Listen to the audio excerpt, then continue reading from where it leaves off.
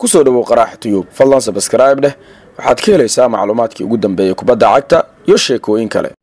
Warbixintan waa warbixin xasaasi ah waxaanay ka hadlaysaa qaabka loo kala qaybsaday Ronaldo boos walba uu ka joogay kooxda kubadda cagta Real Madrid. Cristiano Ronaldo ayaa ka tagay Madrid wuxuuna ku biiray kooxda Juventus saa darteeda ciyaartooyda kooxda Real Madrid ayaa waxa ay kala qaybsadeen boosaska iyo dhaxalka Ronaldo ku lahaa garoonka Santiago Bernabeu. rigoorada waxa qaatay Sergio Ramos ayaa qaatay mas'uuliyadda rigooro tuurista kooxda kubadda cagta Real Madrid. markii hore Cristiano Ronaldo ayaa doorkaasi lahaa.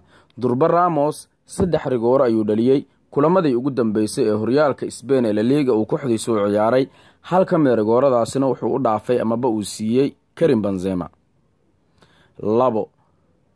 Ronaldo ayaa qaabilsanaa la hadlida ciyaartooyda marka qolka labiska ama dhiirigelinta la joogo.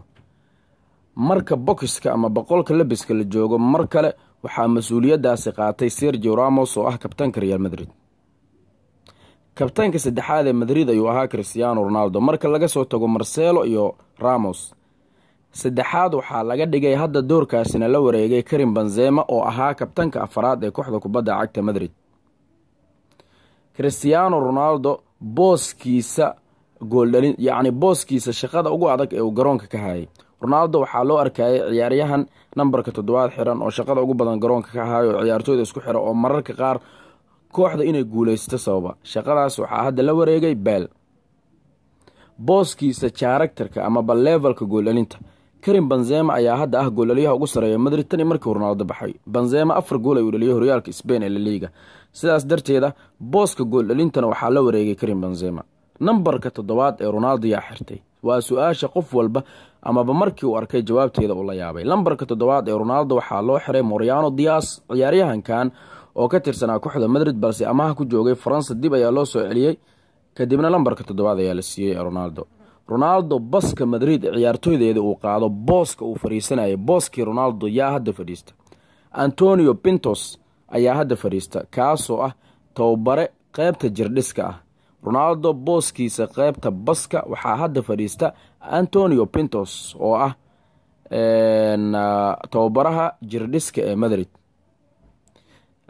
sawir waxaa jira oo Ronaldo, Marcelo, Casemiro mar walba Madrid ay safrayso la soo hormariyo.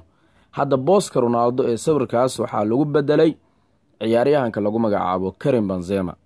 BBC ayaa jirtay oo ah Bale, Benzema, Cristiano waxaa loo bedelay BBA Bale, Benzema, Asensio ayaa lagu daray weerarka hore.